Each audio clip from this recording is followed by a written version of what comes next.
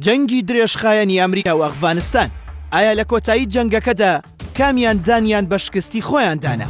ئایا ڕەوایە لە جەنگی ئەمریکا بەرامبەر بە وڵاتێک ناوی وڵاتەکە نەهێنرێت و بچووک بکرێتەوە لە گروپێکدا؟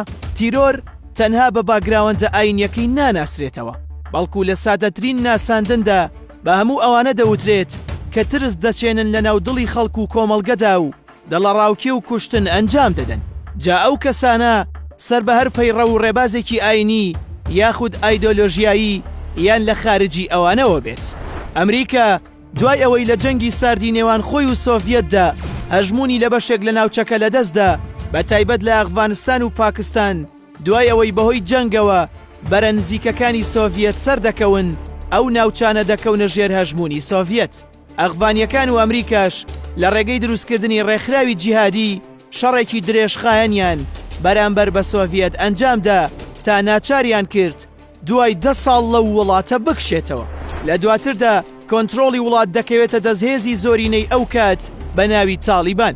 بەهۆی باگراوەندە ئیسلامیەکەی ئەو بەرەیە بەرەو ڕێکخراوی جیهادیەکان پەیوەندی پێوە دەکەن و لەژێر کۆنتڕۆڵ و پارێزگاری ئەواندا دەمێنێتەوە. بە تایبەت قاعیدە کە ڕابەری ئەو گروپە ئوسامە بن لادن بوو.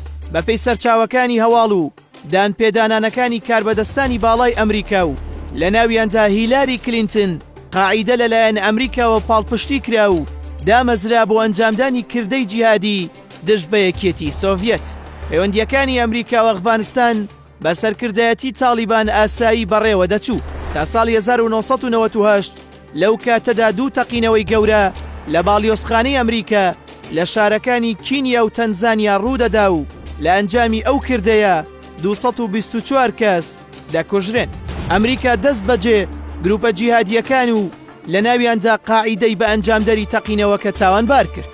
بەڵام ئەو ڕووداوە هێشتا بە تەواوەتی پەیوەندیەکانی ئەفغانستان و ئەمریکای تێک نەدابوو تا تەقاندنەوەی دوو لە گەورەترین ناوەندەکانی بازرگانی ئەمریکا و هێرش بۆ سەربینای وەزارەتی بەرگری ئەمریکای ناسرا و بە پنتاگۆن لە ناو قوڵایی ئەمریکا.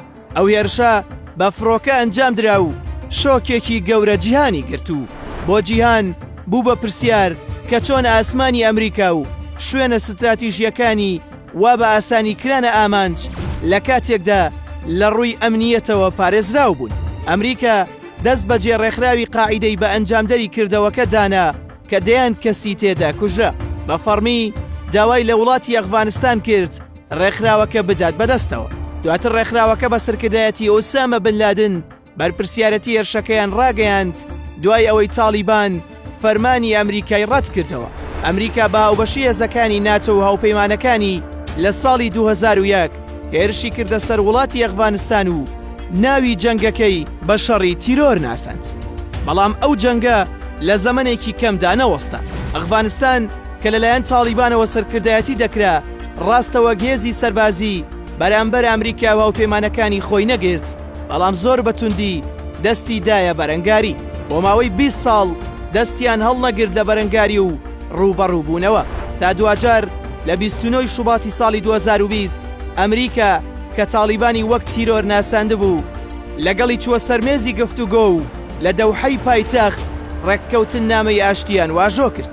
ئامارەکانی جەنگ بەپێی راپۆرتەکان لە میدیاکانەوە ئامارەکان بەو جۆرە ئاماژەیان پێدراوە. 241,000 کەس بوونە قوربانی جەنگی 20 ساڵەی نێوان هەردوو وڵات. لە کۆی ئەو ژمارەیە 71,334 کەسی سڤیل لە ناو کوژراوەکاندا هەبوون. 47,245 کەس لە سنووری ئەفغانستان کوژران، 24,099 کەسیش لە سنووری پاکستان کوژران. هەرچی پێوەستە بە هێزەکانی ئەمریکا و هاوپەیمانان 3,586 کەس کوژران، 2,242 سەربازی ئەمریکا بوون کە لە ناوچوون، 1,142 کەسیش لە هێزەکانی هاوپەیمانان کوژران، 78,314 کەس لە ئەندامانی هێزی سوپای نیشتیمانی و پۆلیس کوژران. هەرچی پەیوەستە بە هێزە شەڕکەرەکانی بەرامبەر ئەمریکا کە تاڵیبان و گروپە هاوپەیمانەکان بوون، 84,191 کوژراویان هەبوو. لەو ژمارەیە 51,191 کوژراو لە ئەفغانستان و 33,000 کەسیش لە پاکستان. ئامارەکانی ئەو کاتینەتەوە یەکگرتووەکان کە لە 2010 تا ساڵی 2020 ڕاگەیاند تێیدا ئاماژەی بە کوژرانی زیاتر لە 100,000 کەسی سڤیل کرد، لەوانە 3219 ژن کوژران لە سنووری ئەفغانستان و هەروەها 7792 منداڵیش کوژران. لە کۆتایی جەنگەکەدا وڵاتی ئەفغانستان بە تەواوەتی وێران کرا بەسەر خەڵکەکەیدا و بە پێی راپۆرتەکانی ناوخۆی ئەمریکا تێچووی ئەو جەنگە لەسەر وڵاتەکە 778 ملیار دۆلار لەسەر ئەمریکا کەوت. بەڵام سەرباری ئەمەش کە وڵاتەکەیان بە تەواوەتی داڕما، بەڵام لە کۆتاییدا ئەفغانستان ئەمریکای ناچار کرد لەگەڵیدا بێتە سەرمێزی گفتوگۆ.